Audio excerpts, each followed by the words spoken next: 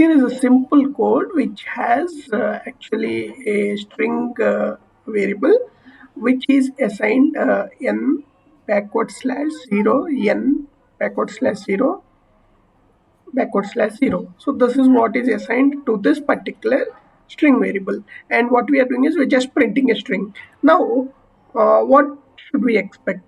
We should expect that this entire string has to be printed, right? Now let us try to run this program and see. When we print, we see that only n got printed while all others are ignored here. So what is happening here is basically in C programming, a string actually will be terminated by a null character.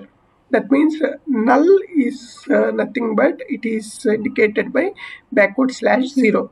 So when we assign this to the string variable, and when we are trying to print the from a particular pointer, so what happens is the print starts from here, and once this null character is encountered, it will think as if the string is terminated and it ignores all this.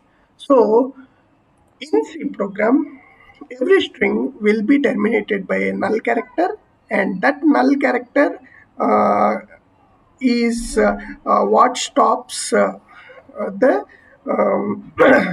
string being read by this printf function.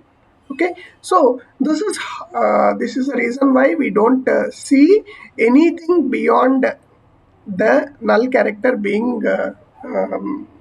considered by this printf function, and that is why it is not printed.